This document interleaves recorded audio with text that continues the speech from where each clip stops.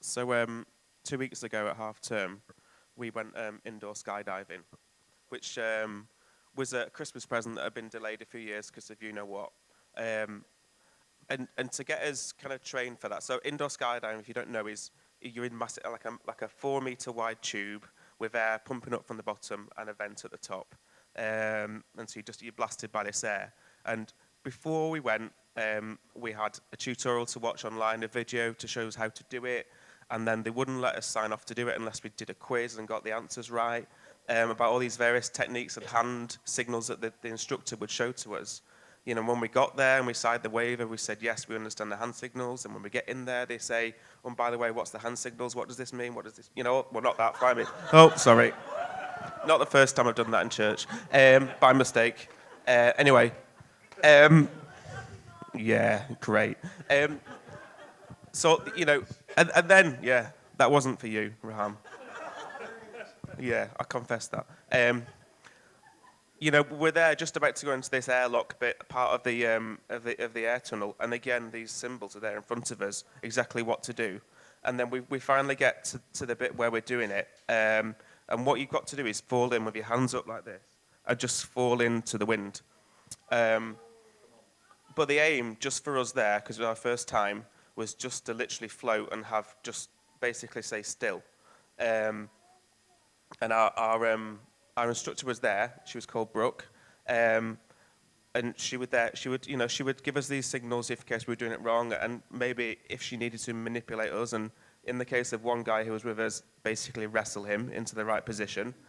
But once you got these your posture right and your limbs in the right positions, then you could do it. And obviously the aims of women did better because they've got coordination. The aims of men not so much, as you just saw just then. But you know what? Like after we did our bit, and we felt we did all right, but then we had a little demonstration from Brooke, the instructor, and then another one. And the way that she did it, she was like Superman, just flying up and down, around and around. And then she, as to finish, like there was this door that was like between the inside and the outside that was probably the size of like basically me. And she shot from about 10 meters up down like an arrow, like Superman, and then landed and did the whole kind of Superman landing. I'm like, that's amazing. How did you learn to do it? But do you know what it was? It's because she knew what to do. She knew what her posture was. She knew where to put herself. So we're just going to read our passage. So I'll just get it on my phone. So, Psalm 32 from verse 6. Therefore, let all the faithful pray to you, while you may be found. Surely the rising water will not reach them. You are my hiding place. You will protect me from trouble and surround me with songs of deliverance. I will instruct you and teach you in the way you should go. I will counsel you with my loving eye on you. Do not be like the horse and the mule, who have no understanding, but must be controlled by a bit and bridle, or they will not come to you. Many are the woes of the wicked, but the Lord's unfailing love surrounds the one who trusts him. Rejoice in the Lord and be glad, you righteous. Sing, all you are upright in heart. So we heard, didn't we, from Raham about finding that place of forgiveness and finding that place where we can be with God. And it has to start from there. And, my bit of the psalm almost just reinforces what Raham has been saying there. This is almost like Team David. These cultures who wrote the psalms were collective cultures. It likely wasn't just David, it was his friends around him. And this is almost the bit where the camera pans to the second camera and says, right, seriously, guys, get it right. This is, we're not messing around here. This is David, who, let's face it, has some pretty serious sins. You just have to read the Bible and see, You speak to Jen about David, it could be quite funny because she really doesn't like him, just because of all the stuff he's done. David knew, didn't he, from his Bathsheba moment and from other things, how it could go wrong. And it took Nathan the prophet to go to David and say, oi, what are you doing here?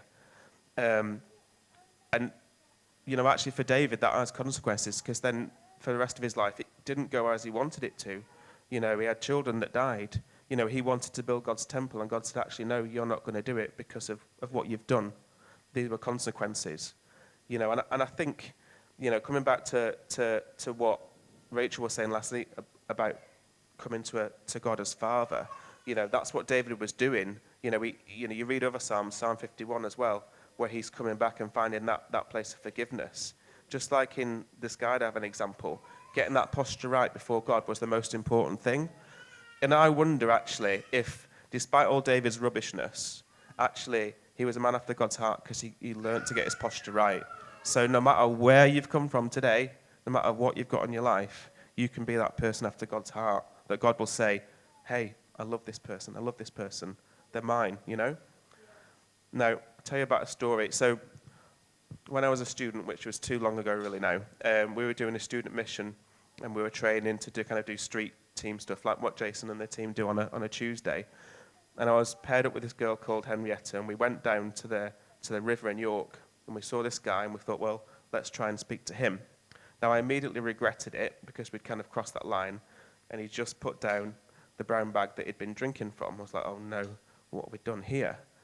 But we got talking to this guy. He was called Angelo, and it soon became apparent, because he said, I'm an alcoholic. I wake up every morning and I just reach for the wine.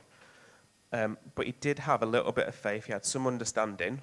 But just because of the state he was in, we couldn't really have much of a chat there and then. So then I stupidly in my head said, well, can I pray for you? And he said, yeah, can you pray that in the morning I wake up and I don't reach for the wine? I was like, oh no, I don't know if I've got faith for that. I don't know if I can do that right now. But I did, I prayed. But then we didn't see him for a couple of weeks. Then when we were doing the mission proper, Angelo walks into the church, and he runs to us and he said, guess what? That next morning, when I woke up, I didn't reach for the wine. I reached for my Bible, and I reached for Psalm 23, and I said it over myself. And since that day, I've not touched a drop of wine. I was like, wow, that's, I was amazed.